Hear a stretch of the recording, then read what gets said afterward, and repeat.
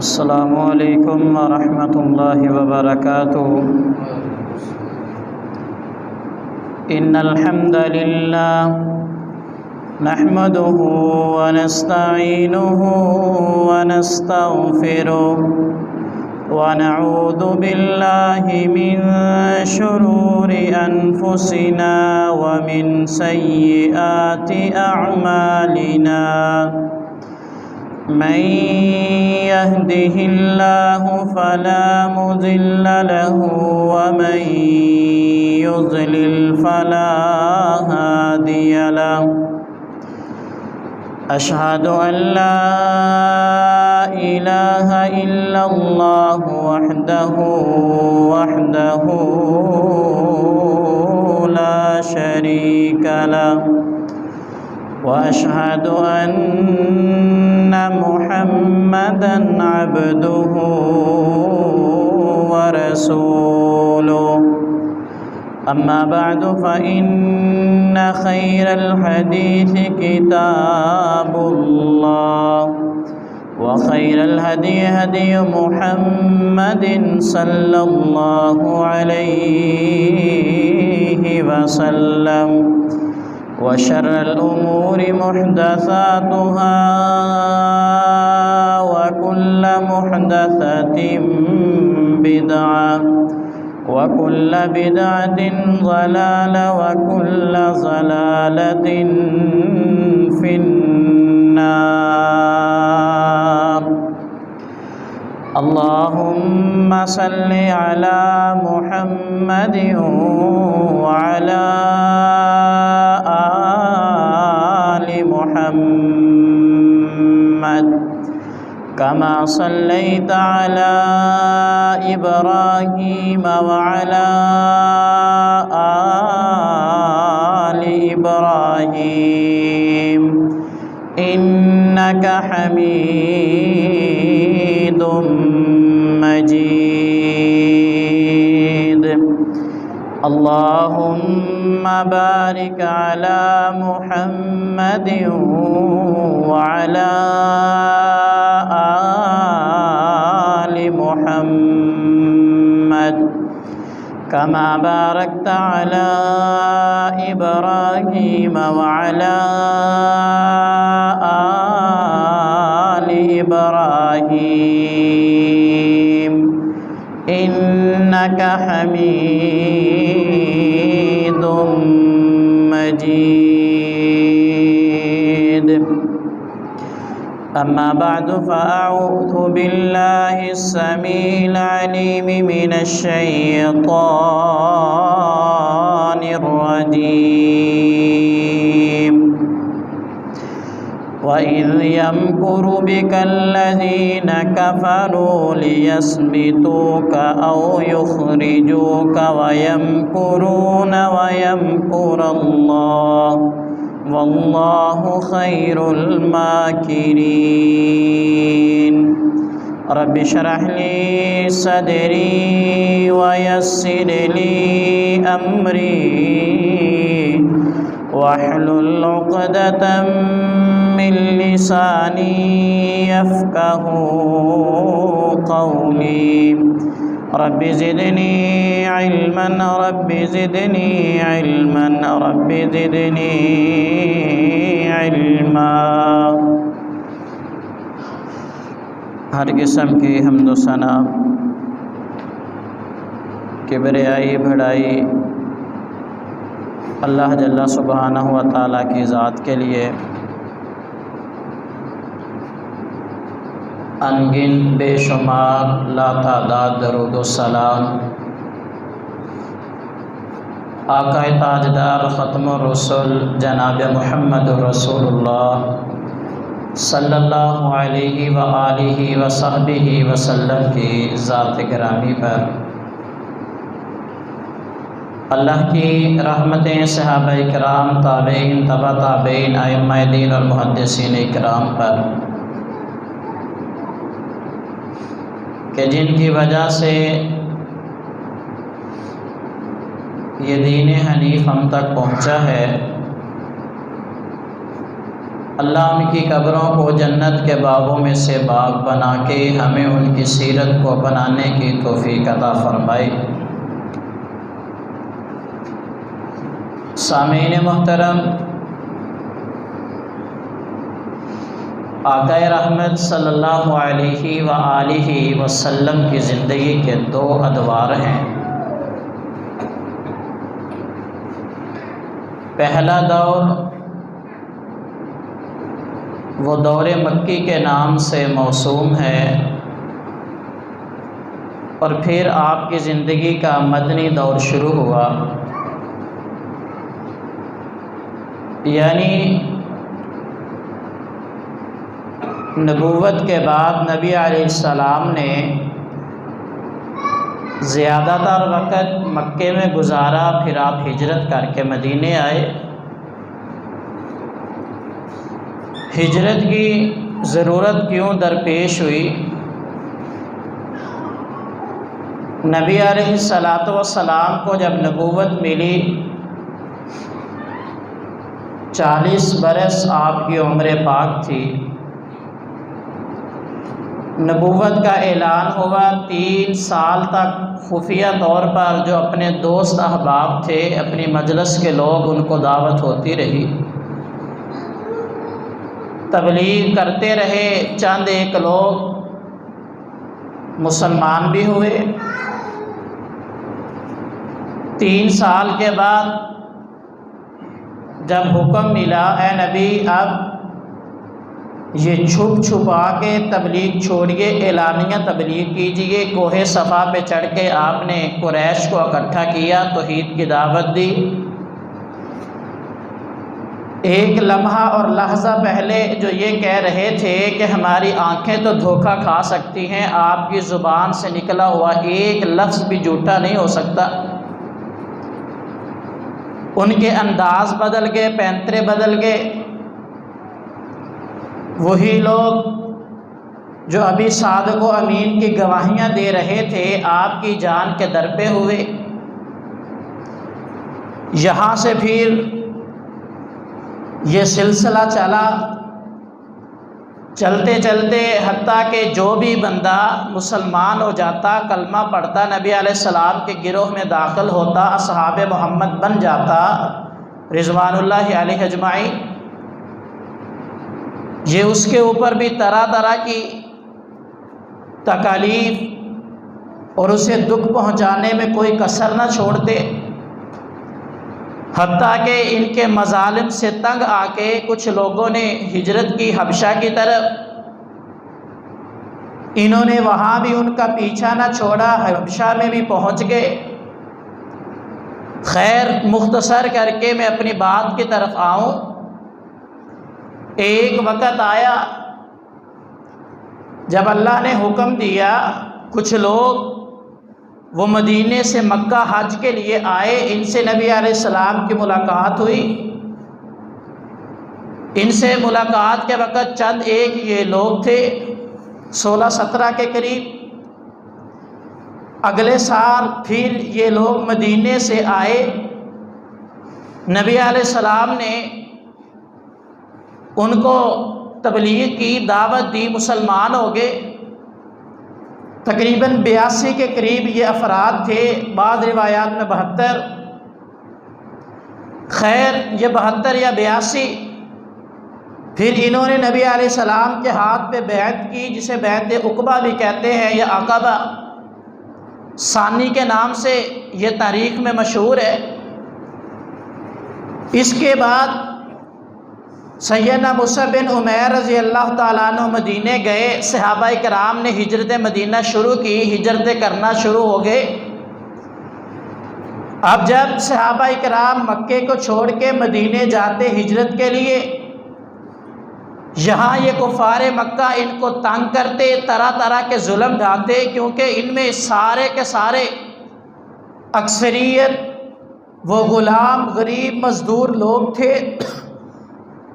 جب انہوں نے دیکھا کہ یہ تو ہجرت کر کے مکہ چھوڑ کے جا رہے، بڑے ہی انوکھے انوکھے واقعات صحابہ کرام کی ہجرت کے طریق نے رقم کیے ہیں، پھر چشم فلک نے دیکھا تھا کہ ایسے ایسے واقعات، ایسے ایسے معاملات اور انداز ہجرت کے کبھی پہلے کسی نے دیکھے اور سنے ہی نہیں تھے۔ اللہ کے لیے اپنے گھر بار کو چھوڑا ہی تھا، اپنے وطن کو چھوڑنے کا عہد کیا۔ انہوں نے اتنی آسانی سے پھر ہجرت نہیں کرنے دی کہ جب یہاں سے چلے جائیں گے، ادھر ہیں تو ان کو ستاتے بھی ہیں، تنگ بھی کرتے ہیں، تکالیف بھی دیتے ہیں، پھر بھی یہ اسلام سے پھرنے کا نام نہیں لیتے۔ جب وہاں پہ چلے جائیں گے، آسانی میسر آئے گی تو پتہ نہیں یہ کیا کریں گے۔ خیر، کسی کے بھائیوں نے اس کی ساری جائیداد کو چھینا، بچوں کو چھین لیا، اور بیوی کے بھائیوں نے بیوی کو چھین لیا۔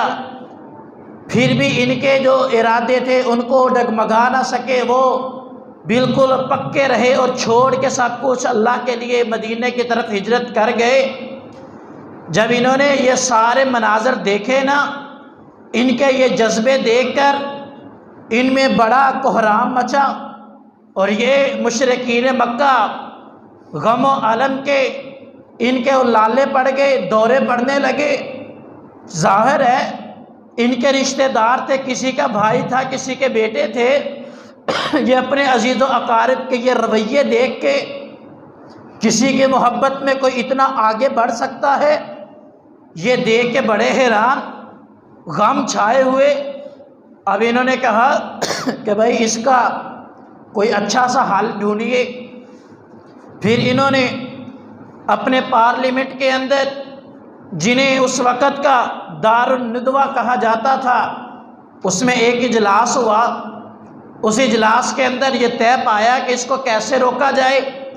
اب یہ ان کا اجلاس ہو رہا، تقریباً 14 قبیلوں کے جو سرداران تھے، یا 14 افراد کے اوپر محیط یہ ایک ان کا پارلیمانی یہ ایک اجلاس ہوا، جس میں بڑے بڑے سردار تھے۔ اور ایک طرف یہ بھی تھا کہ جب یہ ہجرت کر کے مدینے چلے گئے نا، ان کے سامنے یہ بھی ایک بات تھی، مدینہ سے مکہ چونکہ ایسی جگہ پہ واقع ہے کہ جس سے یمن کو جاتے ہوئے اور یمن کے جاتے ہوئے بحر الاحمر کے ساحل سے گزر کر ان کے تجارتی قافلے وہ یمن کو جاتے تھے، اور پھر شام سے جو ان کی تجارت وابستہ تھی، ان کی گزران کا دار و مدار ہی یہ تجارتی قافلوں پہ تھا، اور یہ قافلے اسی بحر احمر کے ساحل سے گزرتے ہوئے اسی مدینے کے پاس سے گزرتے تھے۔ یہی راستہ ان کو پڑتا تھا، یہاں سے ان کو ہر لحاظ سے گزرنا ہی تھا۔ اس لحاظ سے بھی یہ احساسیت ان کے سامنے تھی، یہ منظر بڑا حساس بھی تھا۔ اب غور کیا جائے کیا کرے، چونکہ یہ مدینہ دفاعی اعتبار سے بڑی ہی مضبوط فوجی چھاؤنی بھی تھا، اور اس راستے کی اس کا پر امن ہونا یہ ان کے لیے بڑا ضروری تھا، اور یہ کوئی عام بات نہیں تھی۔ سالانہ ان کی 2.5 لاکھ کے قریب سونے کی حیثیت سے وہ تجارت اسی راستے سے ہوتی تھی، اور طائف کی تجارت اس سے الگ تھی۔ یہ صرف 2.5 لاکھ سونا اور اس کی مالیت کی تجارت وہ صرف مکے کے لیے ہوتی تھی، طائف کی تجارت بھی اسی راستے سے اس سے الگ تھی۔ یہ ساری حساسیت کو سامنے رکھ کے نا اب انہوں نے اجلاس بلوایا کہ کیا کرے، اب اس کا حل کیا نکالا جائے۔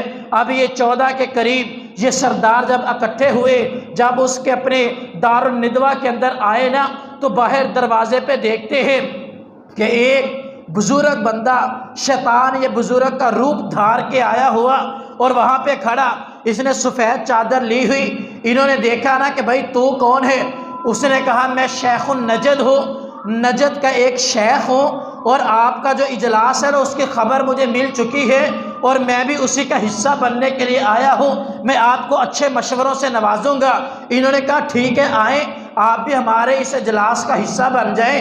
آپس کے اندر جب یہ اجلاس ہوا کہ اس کو کیا کہا جائے، اس کو کیسے اس کے روک تھام کی جائے، یہ ہجرتوں کا سلسلہ رک جائے، یہ تھم جائے، یہ ہمارے بیٹے، ہمارے بھائی جو ہیں، ہمارے یہ رشتہ دار مکہ چھوڑ کے مدینے جا رہے، ان کو روکا کیسے جائے۔ سب نے ایک ہی بات کہی کہ اس سارے چکر کا دار و مدار جو ہے، یہ ساری بات ایک ہی بندے کے گرد گھومتی ہے، وہ محمد رسول اللہ صلی اللہ علیہ وسلم کی ذات ہے۔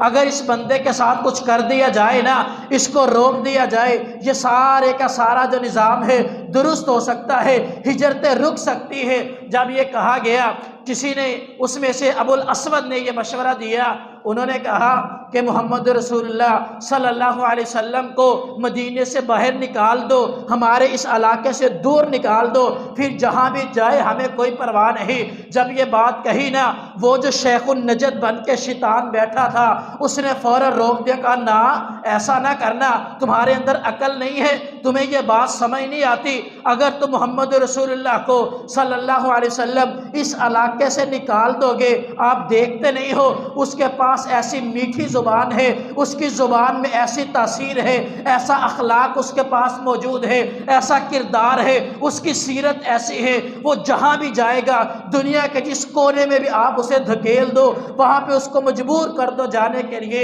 وہ جہاں بھی جائے گا اپنے ساتھ بہت سارے لوگوں کو ملا لے گا۔ اس کی زبان کی مٹھاس کی وجہ سے، اس کے انداز گفتگو کی وجہ سے، اس کے کردار کی وجہ سے لوگ اس کے ساتھ ملتے جائیں گے، اور وہ لوگوں کو ملا کے ایک وقت آئے گا، ایک جماعت اکٹھی کر کے، ہو سکتا ہے تمہارے اوپر دھاوا بول دے، تم اس کے سامنے ٹک نہ پاؤ، مغلوب ہو جاؤ۔ اور یہ تمہاری تجویز جو ہے نا، یہ بالکل بھی درست نہیں ہے، یہ اس کے اوپر عمل مت کرنا۔ پھر ایک بندے نے کہا کہ نبی علیہ الصلوۃ والسلام کو معاذ اللہ من ذالک وہ زنجیروں کے اندر جکڑ کے ہم ایک کمرے میں قید کر دیتے ہیں، باہر سے دروازہ بند کر دیتے ہیں، باہر سے جب دروازہ بند ہوگا نا، کسی کو خبر نہیں ہوگی، بھوک پیاس کی وجہ سے خود اندر وہ تڑپ تڑپ کے زنجیروں کے اندر جکڑے ہوئے، ان کا قصہ تمام ہو جائے گا۔ شیطان پھر بول پڑا، وہی جو شیخ النجد کے وہ روپ میں آیا تھا نا، وہ کہنے لگا یہ بھی بات درست نہیں ہے،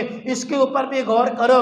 یہ بات پھیلتے پھیلتے جب نبی علیہ السلام کے یاروں تک پہنچے گی، آپ کے حبداروں تک پہنچے گی، آپ کے صحاب تک پہنچے گی، ہو سکتا ہے وہ تمہارے اوپر وہ دھاوا بول دے اور تمہارے اوپر حملہ کر کے اس کو آزاد کروا کے اپنے ساتھ لے جائیں، یہ بھی تجویز صحیح نہیں ہے۔ پھر اس وقت ابو جہل بولا تھا، اس نے ایک تجویز دی، اس نے کہا پھر ایسے کیجئے، ہاں ایک بندہ نہیں بلکہ 11 قبائل کے لوگوں کو، ہر ایک کا ایک منتخب بہادر سردار جو ہے اس کو تیز تلوار کر کے، ننگی تلوار کر کے اس کو پکڑا دو۔ یہ 11 قبیلوں کے سرداروں کو اور ان کے جو کڑیل جوان ہیں ان کا انتخاب کر کے ان کو لے آؤ اور ان کو کہو ایک ہی مرتبہ محمد رسول اللہ صلی اللہ علیہ وسلم کے اوپر حملہ کر کے ان کو شہید کر دو، معاذ اللہ من ذالک، ان کا قصہ تمام کر دو۔ جب 11 تلواریں ایک ساتھ لگے گی، پھر وہ ان کا جو قبیلہ ہے بنو ہاشم والے، وہ 11 قبیلوں سے وہ بالکل بھی قصاص نہیں لے سکیں گے، ان کے ساتھ لڑ نہیں سکیں گے، بات دیت پہ پہنچے گی۔ جب وہ دیت کا مطالبہ کریں گے، پھر سارے عرب والے مل کے ان کے خون بہا کی دیت 100 اونٹ وہ ہم ادا کر دیں گے۔ یہ بات بڑی آسان ہے۔ جب یہ بات سنی شیطان خوش ہوا، کہا ہاں یہ بات ہوئی نا، یہ سب سے موضوع تجوید ہے۔ خیر، یہ ان کے دار الندوہ کے اندر جب یہ بات طے ہو چکی، اب یہ بات طے ہو کے ان کے اندر یہ پوری کی پوری تجویز انہوں نے اپنے آپ کو دے دیا۔ اب انہوں نے اٹھے، وہاں سے اٹھ کے، یہ دن کے پہلے پہر کی بات ہے، دوپہر کے وقت یہ یہاں سے اٹھے اور یہ تقریباً 26 صفر اور نبی علیہ السلام کے نبوت کا 14واں سال تھا، 14 نبوت کو یہ انہوں نے ایک میٹنگ کی تھی۔ یہ 26 صفر کا دن تھا جب انہوں نے یہ میٹنگ کی نا، اب یہ باہر نکلے، انہوں نے جوانوں کا انتخاب کیا، اس کے اندر پورا شیڈول بنا، اور اس کے اندر شیڈول بننے کے بعد انہوں نے یہ طے کیا کہ آج رات جب وہ پورے کا پورا اندھیرا چھا جائے گا، یہ اپنی تلواریں لے کے نبی علیہ السلام کے گھر کا وہ محاصرہ کریں گے۔ محاصرہ کرنے کے بعد جو ہی آدھی رات گزرے گی یہ گھر کے اندر پھلانگ کے حملہ کر کے نبی علیہ السلام کو وہ شہید کر دیں گے۔ یہ ان کا ایک منصوبہ بنا۔ ادھر اللہ نے آسمان سے جبرائیل امین کو بھیج دیا، نبی علیہ السلام کو حکم دیا، اور قرآن نے کہا وَإِذْ يَمْكُرُ بِكَ الَّذِينَ كَفَرُوا لِيَثْبِتُوكَ أَوْ يُخْرِجُوكَ وَيَمْكُرُونَ وَيَمْكُرُ اللَّهُ، کہ ادھر یہ اپنی تدبیریں کر رہے تھے، اپنی چالیں چل رہے تھے، اپنی چال بازیاں وہ آپس کے اندر مشورے کر رہے تھے، یہ ادھر چالیں چل رہے تھے، ادھر آسمان پہ بیٹھا سب سے بہتر تدبیریں کرنے والا وہ نبی علیہ السلام کو بچانے کی تدبیر کر چکا تھا۔ اس نے تدبیر کی، فوراً جبرائیل امین کو بھیجا کہ اے نبی آج کی رات مکے میں نہیں گزارنی۔ وجہ کیا ہے؟ یہ کفار تمہارے خلاف سازش کر چکے، منصوبہ بن چکا، آج کی رات مکے میں نہیں گزارنی۔ دوپہر کا وقت ہے، صحیح بخاری کی حدیث ہے، سیدہ عائشہ صدیقہ رضی اللہ تعالی عنہ فرماتی ہے کہ نبی علیہ السلام سیدنا ابو بکر صدیق کے گھر پہنچے، جب آپ کو آتے ہوئے دیکھا نا، نبی علیہ السلام نے سفید اوپر چادر کو اوڑھا ہوا تھا۔ آنے والے نے سیدنا ابو بکر صدیق کو بتایا کہ نبی علیہ السلام آ رہے، ہم سارے سیدنا ابو بکر کے پاس بیٹھے ہوئے تھے، انہی کے کمرے میں نبی علیہ السلام آئے۔ ابو بکر صدیق نے کہہ دیا کہ اس وقت نبی علیہ السلام گھر تشریف نہیں لاتے، ضرور کوئی بڑی اہم بات ہوگی۔ نبی علیہ السلام آئے نا، آ کے دیکھا پاس آپ کی اولاد بیٹھی ہوئی ہے۔ سیدنا ابو بکر صدیق کو کہا کہ ان کو باہر بھیجئے، ایک بہت اہم بات کرنی ہے۔ سیدنا ابو بکر صدیق نے ایک بات کہی تھی جو آج بھی بخاری میں رقم ہے۔ سیدنا ابو بکر صدیق رضی اللہ تعالی عنہ نے کہا یا رسول اللہ جتنی اہم بات بھی ہے آپ میرے یہ بچوں کے سامنے کہہ دیجئے، ہو نہیں سکتا ابو بکر کا خون محمد رسول اللہ سے دغا کر جائے۔ سیدنا ابو بکر صدیق رضی اللہ تعالیٰ عنہ نے جب یہ بات کہی نا، نبی علیہ السلام نے فرمایا ابو بکر اللہ کا حکم آ گیا ہے، آج ہم نے رات مکے میں نہیں گزارنی، ہجرت کا اللہ نے حکم دیا ہے۔ یا رسول اللہ مجھے بھی آپ کے ساتھ جانے کا حکم ہے۔ فرمایا ہاں ابو بکر تجھے بھی میرے ساتھ جانے کا حکم ہے۔ سیدنا ابو بکر صدیق کی آنکھوں سے آنسو برس پڑے۔ اس سے پہلے صحابہ کرام ہجرت جب کر رہے تھے نا، سیدنا ابو بکر صدیق نے کئی مرتبہ فرمایا یا رسول اللہ مجھے بھی ہجرت کی اجازت دے دیجئے۔ نبی علیہ السلام نے فرمایا ابو بکر صبر کر، ہو سکتا ہے اللہ تجھے کسی بہتر بندے کا ساتھ نصیب فرما دے۔ جب یہ بات سنی نا کہ آج محمد رسول اللہ کا ساتھ اللہ نے ابو بکر صدیق کو رضی اللہ تعالی عنہ کو عطا کیا، خوشی سے آنکھوں سے آنسو آ گئے۔ شام کا وقت طے ہوا، نبی علیہ السلام آئے اپنے بستر پہ، فرمایا آج علی کو لٹا دیجئے۔ سیدنا علی کو لٹایا۔ سیرت ابن ہشام میں بات موجود ہے کہ جب سیدنا علی رضی اللہ تعالیٰ عنہ کو نبی علیہ السلام نے بلایا نا، بلا کے کہا اے علی آج میرے بستر پہ یہ میری خضرمی چادر ہے، اس کو اوڑھ کے سو جا، اور فجر تک اس کو اتارنا نہیں ہے۔ نبی علیہ السلام جب وہ سیدنا علی لیٹ گئے، یہ 11 جو افراد جن کے اوپر یہ تجویز ہوئے تھے، فیصلہ ہوا تھا، یہ تلواریں لیے نبی علیہ السلام کے گھر کے سامنے آئے کہ جب بھی محمد رسول اللہ گھر سے باہر نکلیں گے صلی اللہ علیہ وسلم، یا پھر رات کے پچھلے پہر ان کے گھر میں داخل ہو کے ان کو ہم قتل کر دیں گے۔ یہ اپنے مشن کے اوپر وہاں پہ بیٹھے۔ اللہ نے پھر آسمان سے جبرائیل امین کو حکم دیا، تھوڑا سا جب اندھیرا ہوا نا کہ اے نبی نکلیے، یا اللہ باہر تو یہ دشمن کھڑے ہیں، فرمایا ان کے درمیان سے نکل جائیے، دیکھ آپ کا کام ہے نکلنا، اور ایک مٹھی کنکریوں کی اٹھا کے ان کی طرف پھینک دیجئے۔ قرآن کہتا ہے کہ جب سے اللہ کے نبی علیہ السلام نے وہ کنکریوں کی مٹی کنکریوں والی اٹھا کے ان کی طرف پھینکی نا، اللہ نے اس مٹی کے پھینکنے کی وجہ سے ان کو اندھا کر دیا۔ نبی علیہ السلام ساتھ سے ان کے درمیان سے گزر گئے، اور جب گزرے نا تو قرآن کہتا ہے وَجَعَلْنَا مِن بَيْنِ أَيْدِيهِمْ سَدًّا وَمِنْ خَلْفِهِمْ سَدًّا فَأَغْشَيْنَاهُمْ فَهُمْ لَا يُبْصِرُونَ، ہم نے ان کی آنکھوں کے سامنے پردے ڈال دیے۔ وہ دیکھنے والے تھے، بینائی بھی درست تھی، آنکھوں سے بالکل صحیح نظر آتا تھا، لیکن نبی علیہ السلام ان کے پاس سے گزر گئے، ان کو پتہ ہی نہ چلا یہ اللہ ہے، یہ اللہ کی قدرت ہے، جو اللہ چاہے کر دکھائے۔ اور آدھی رات ہوئی نا، ایک بندہ آیا، اس نے دیکھا او سرداروں آج کیسے کھڑے ہو؟ انہوں نے کہا آج محمد رسول اللہ کی آخری رات ہے صلی اللہ علیہ وسلم، آج ہم ان کا قصہ تمام کر دیں گے، جو ان کی وجہ سے یہ لڑائی جھگڑے، بھائی بھائی سے دور ہو رہا، اولاد والدین کو چھوڑ رہی، آج یہ ختم ہو جائے گا۔ اس نے کہا بڑے بھولے ہو؟ کہا کیوں؟ کہا ذرا اپنے سر میں ہاتھ تو مارو۔ سر میں ہاتھ مارا، سر کے اندر مٹی پڑی ہوئی۔ انہوں نے کہا کب کہ محمد رسول اللہ صلی اللہ علیہ وسلم تمہارے سر کے اندر مٹی ڈال کے وہ تو جا چکے ہیں۔ انہوں نے کہا ایسے کیسے ہو سکتا ہے؟ کہا ٹھیک ہے بیٹھے رہو۔ جب انہوں نے اندر جھانک کے دیکھا نا، نبی علیہ السلام کی چادر اوپر لیے سیدنا علی سوئے ہوئے تھے۔ انہوں نے کہا شاید ابھی محمد رسول اللہ سوئے ہوئے ہیں صلی اللہ علیہ وسلم، وہ صبح تک بیٹھے رہے۔ صبح ہوئی نا، سیدنا علی رضی اللہ تعالیٰ چادر کو اتارا، جب دیکھا حیران ہو گئے۔ خیر نبی علیہ السلام یہاں سے نکلے، سیدھے سیدنا ابو بکر صدیق رضی اللہ تعالیٰ عنہ کے گھر گئے۔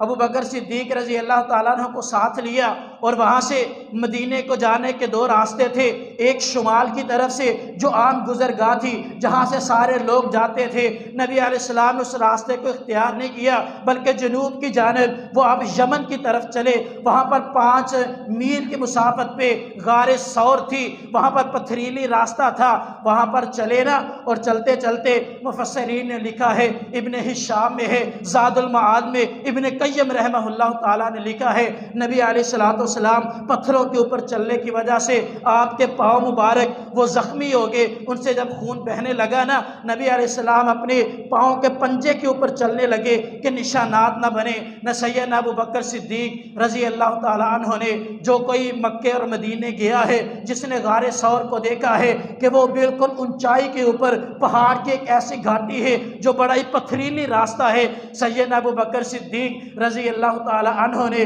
نبی علیہ السلام کو اپنے کندھوں پہ اٹھایا اور اس پہاڑی علاقے کو، اس پہاڑ کی چوٹی کے اوپر چڑھے نبی علیہ السلام کو اٹھا کے۔ بلکہ بڑی ہی پیاری بات بعض مفسرین نے لکھی ہے کہ جب مکہ فتح ہوا نا، مکہ فتح ہوا، بت کھڑے تھے بیت اللہ کے اندر، 360 کے قریب بت وہ نصب تھے، وہ نبی علیہ السلام نے حکم دیا ان بتوں کو توڑ دو، اور کچھ بت اونچے تھے، نبی علیہ السلام نے سیدنا علی کو حکم دیا اے علی آؤ ان بتوں کو توڑو۔ سیدنا علی کا ہاتھ نہ گیا، وہ اونچے تھے، نبی علیہ السلام آگے جھکے، کہا علی میں جھک جاتا ہوں، میری کمر پہ پاؤں رکھ کے ان بتوں کو توڑ دو۔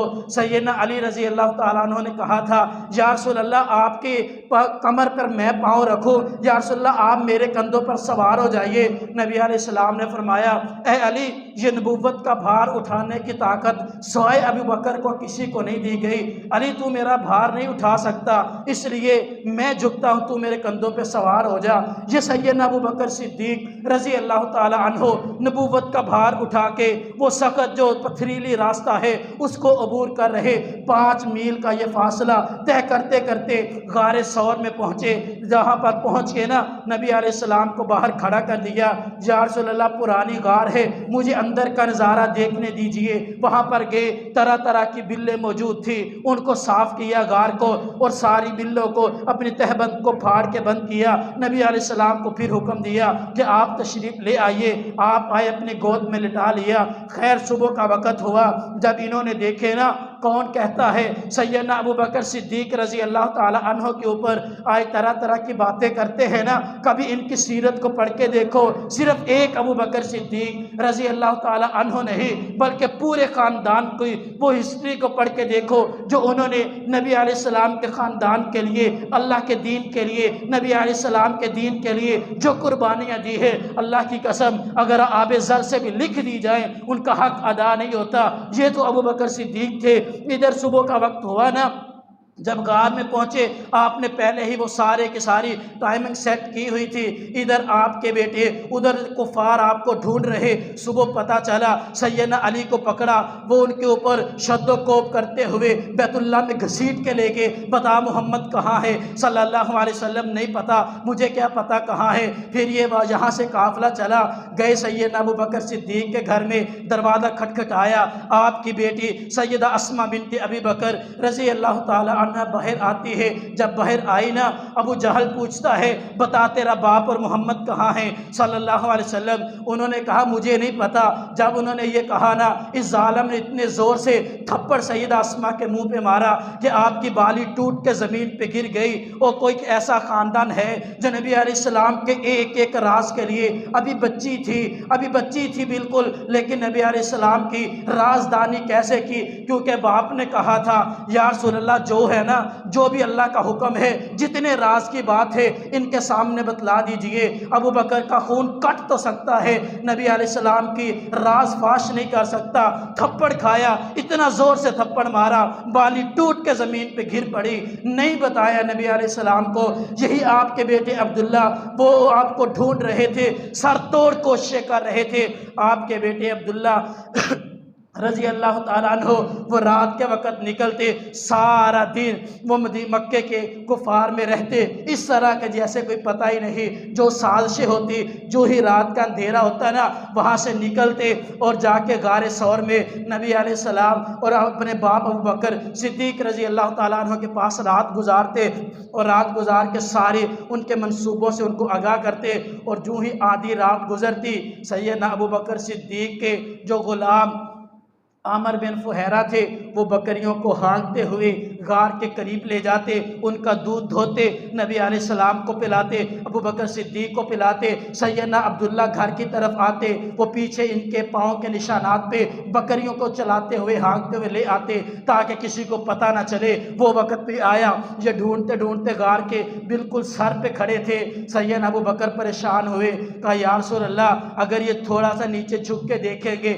ہم نظر آ جائیں گے۔ نبی علیہ السلام نے کہا تھا اے ابو بکر لا تحزن ان اللہ معنا، ابو بکر غم کس بات کا، ہمارے ساتھ اللہ ہے۔ یہاں پر بھی مفسرین نے بڑی پیاری بات لکھی ہے، صحیح بخاری کی حدیث میں امام بخاری نے لکھا ہے، صحیح ابن قیم رحمہ اللہ تعالیٰ نے زاد المعاد میں لکھا ہے کہ ابو بکر فرماتے ہیں لوگوں اللہ کی قسم ہے مجھے اپنی جان کی بالکل پرواہ نہیں تھی، اگر وہ مجھے مار بھی دیتے شہید بھی کر دیتے میں تو ایک جان تھی، میں تو ایک فرد تھا جسے انہوں نے شہید کر دیا۔ مجھے اس وقت بھی فکر تھی تو یہ تھی کہ اگر نبی علیہ السلام کو کوئی نقصان پہنچ گیا نا تو اللہ کا دین کا یہ جو علمبردار ہے، یہ اللہ کا دین یہیں پہ مٹ جائے گا، ختم ہو جائے گا۔ مجھے اس وقت بھی فکر نبی علیہ السلام کی تھی، اپنی ذات کی فکر نہیں تھی، اس لیے میں غم زدہ نہیں ہوا تھا۔ خیر 3 دن کے بعد پھر نبی علیہ السلام کے یہ پیارے صحابی نے اس وقت جب یہ 3 دن وہاں پر قیام کیا، آپ کیول یہ دودھ آپ کا وہ بکریاں لے کے آتا رہا، آپ کے غلام لاتے دودھ پلاتے، سیدنا عبداللہ سارے دن کی باتیں آ کے بتاتے۔ 3 دن ٹائم وہ بالکل طے تھا۔ اس وقت عبداللہ بن ارقیق جو کہ ابھی تک مسلمان تو نہیں ہوا تھا لیکن قابل بھروسہ شخص تھا، پتہ تھا کہ یہ راز کو بالکل لوگوں تک نہیں پہنچائے گا، راز افشانی نہیں کرے گا۔ یہ پہنچا اور اس کے ساتھ یہ طے ہوا تھا، یہ ایسا بندہ تھا جو مدینے کے ہر راستے کو جانتا تھا، صحرائی راستوں کا بڑا ماہر ترین بندہ تھا۔ اس کو اس لیے ہائر کیا گیا کہ یہ ہمارے ساتھ مدینے چلے۔ یہ پہنچا، سیدنا ابو بکر صدیق کی 3 اونٹنیاں ان کو لایا گیا، آپ کے غلام بھی آئے، ایک جو سب سے بہترین اونٹنی تھی وہ نبی علیہ السلام کو دی گئی، اور نبی علیہ السلام کے پیچھے سیدنا ابو بکر صدیق کو بیٹھ گئے، اور یہ ساتھ چلے وہ یمن کے ساحل کی طرف جاتے ہوئے اور وہاں سے صحرا کے اندر سے ہوتے ہوئے مدینے کی طرف یہ چلے، ہجرت کی نبی علیہ السلام کے ساتھ۔ سیدنا ابو بکر صدیق نے یہ 27 سفر کو شمالی راستے چھوڑ کر پھر 3 دن 26 سفر کو وہاں سے چلے اور 29 سفر کو یہاں سے پھر ہجرت کی اور غار ثور کو چھوڑا۔ آپ کے ساتھ آپ کے غلام عامر بن فہیرہ بھی تھے، یہ عبداللہ بن ارقیق بھی تھے جو کہ ابھی کافر ہی تھے، مسلمان نہیں ہوئے تھے، لیکن راستہ دکھانے کے لیے ان کے ساتھ معاوضہ طے ہوا تھا۔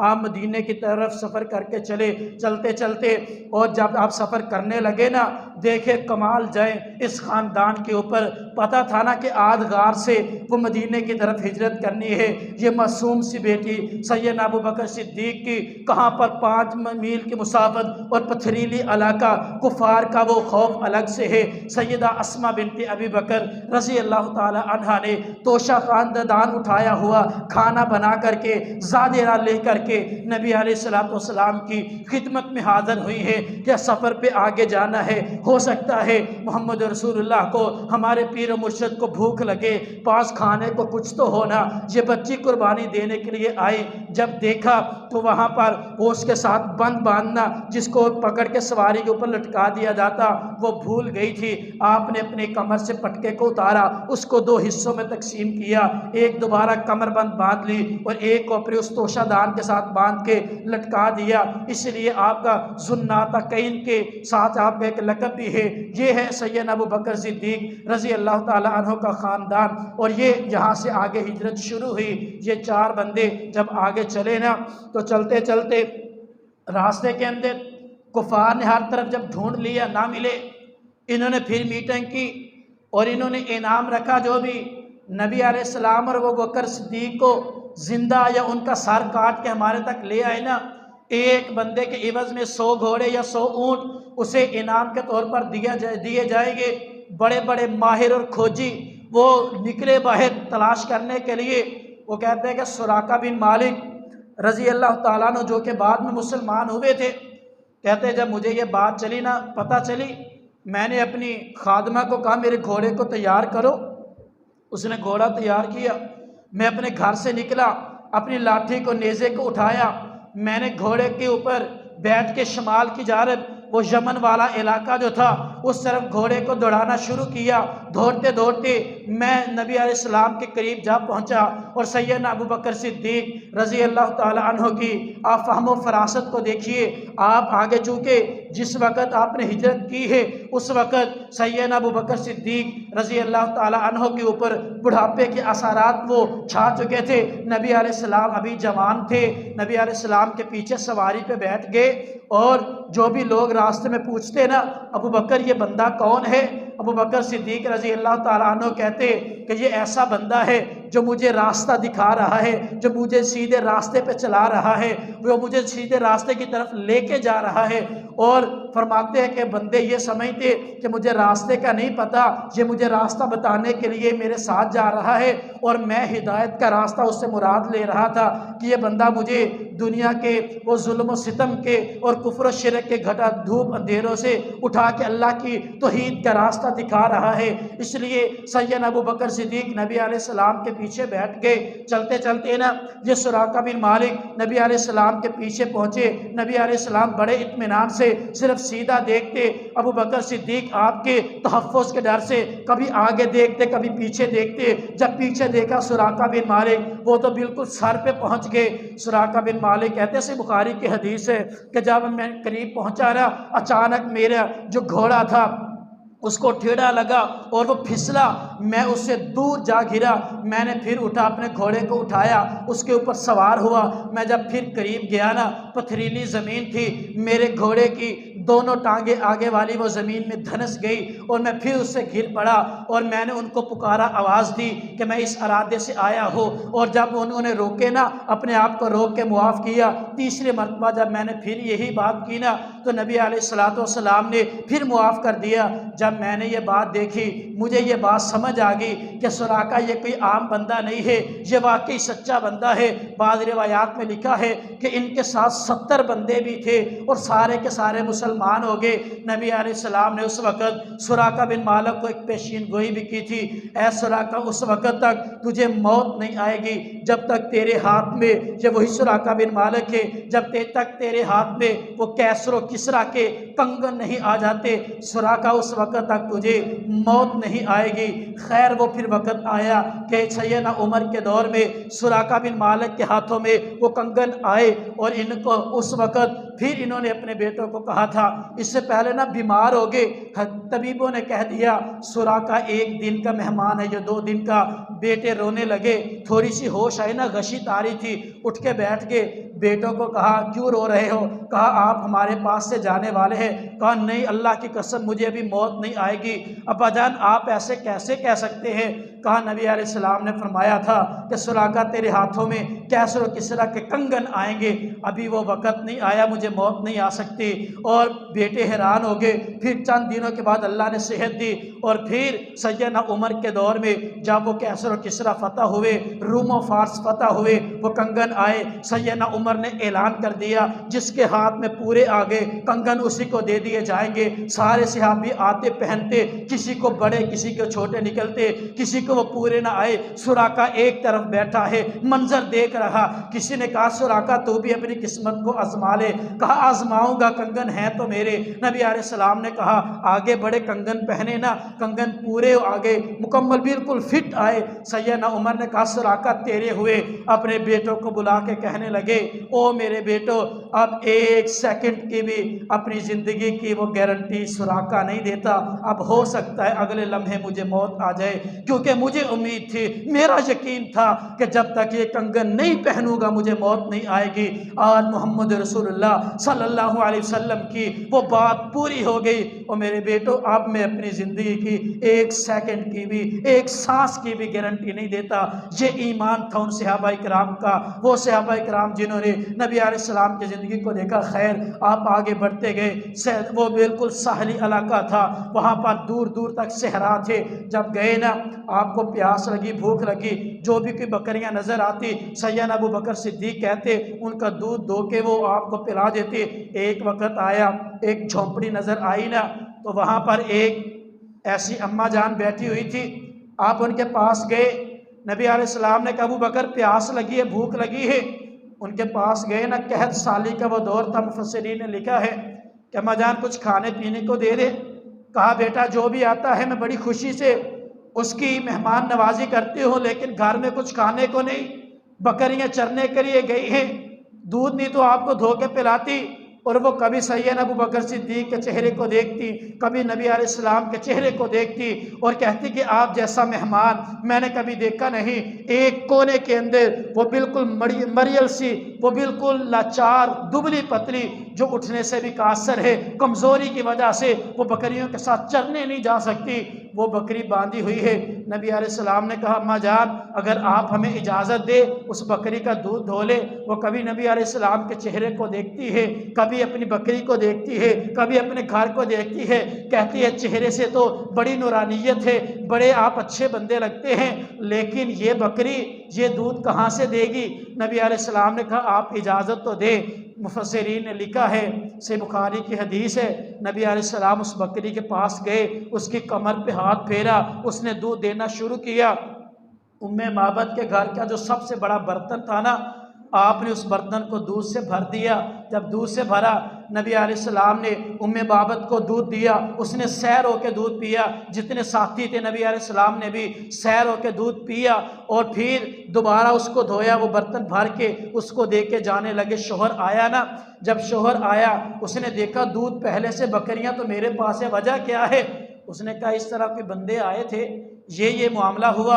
اسے وہ پیچھے سے بھاگا، کہا یہ تو وہی بندہ ہے جس کے بارے میں قریش طرح طرح کی باتیں کہتے ہیں، کوئی اسے پاگل، کوئی مجنون کہتا ہے، کوئی شاعر کہتا ہے معاذ اللہ، لیکن یہ ایسی خصلتوں والا کوئی اور بندہ نہیں ہو سکتا۔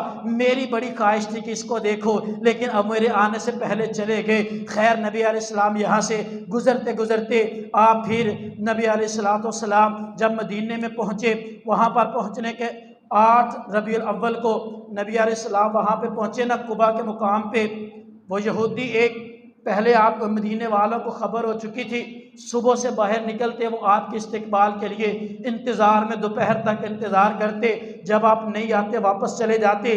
ایک یہودی اپنے ٹیلے پہ چڑھا نا، اونچی جگہ پہ، سامنے سے سواریاں آتی ہوئی اس نے دیکھی، اس نے آواز دی کہ وہ مدینے والوں جس کا تم انتظار کرتے تھے نا، وہ تمہارے مہمان آگے۔ سارے کا سارا مدینہ وہ آپ کی استقبال کے لیے امٹ آیا، پھر لوگوں نے آپ کا استقبال کیا، قباء والوں نے نعرہ تکبیر لگایا، اللہ اکبر کے نعرے بلند ہوئے، آپ کا استقبال کیا گیا۔ نبی علیہ السلام ربیع الاول کی پہلی سوموار کو وہ قباء کے اندر ٹھہرے، وہاں پر نبی علیہ السلام نے چند دن قیام کیا، اور وہاں قیام کے دوران سب سے پہلے جو ہے بنی نجار کے قریب پاس آپ نے ایک مسجد قباء تعمیر کی، اور اس مسجد کا نام سب سے پہلی یہ اسلام کی مسجد ہے جس کو نبی علیہ السلام نے تعمیر کیا۔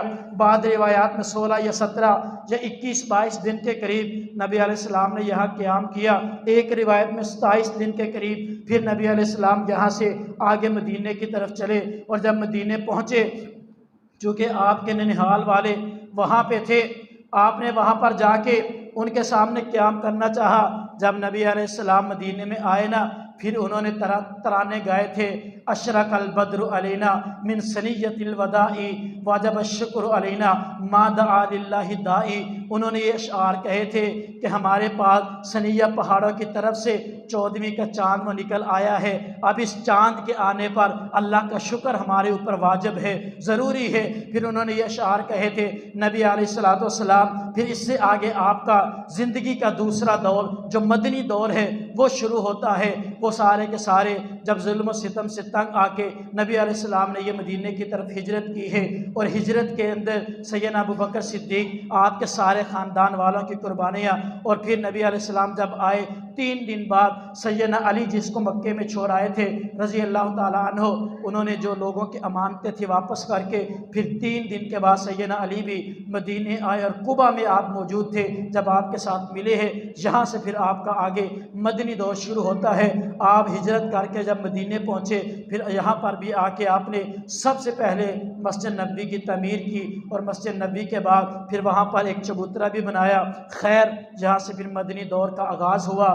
یہی پہلی ہجری جو ہم کہتے ہیں اتنی ہجری، آج تقریباً 1444 ہجری چل رہی ہے، وہاں سے ہجری سال کا وہ عیسوی سال ختم ہوئے، اور یہاں سے ہجری شروع ہوئے نبی علیہ السلام کی ہجرت سے۔ یہاں سے پھر آگے محرم سے اس کی پھر آگے ساری کی ساری وہ ڈیٹیل انشاءاللہ آئندہ جمعے میں، کہ نبی علیہ السلام نے مدنی دور کے اندر پھر وہاں پر رہ کے آپ نے لوگوں کے کیا کہ کس طرح تربیت کی، وہ معاشرے کو کس طرح تشکیل دیا، اور پھر اس وقت نبی علیہ السلام جب مدینے آئے تھے 3 وہاں پر قومیں آباد تھی، کون کون سے مسائل وہاں پر درکار تھے، نبی علیہ السلام نے ان کو کیسے فیس کیا، اور کیسے لوگوں کی ان کے مطابق تربیت کی۔ اللہ سے دعا ہے کہ اللہ تعالی ہمیں نبی علیہ السلام کی سیرت کو اپنانے کی توفیق عطا فرمائے۔ نبی علیہ السلام کی زندگی کی جو اہم واقعات ہیں اور جو اسباق ہیں، ہمیں ان سبقوں کو حاصل کر کے اس کے مطابق اپنی زندگی گزارنے کی توفیق عطا فرمائے۔ وقول قولی ھذا واستغفر اللہ لی ولکم ولسائر المسلمین، وآخر دعوانا ان الحمد للہ رب العالمین۔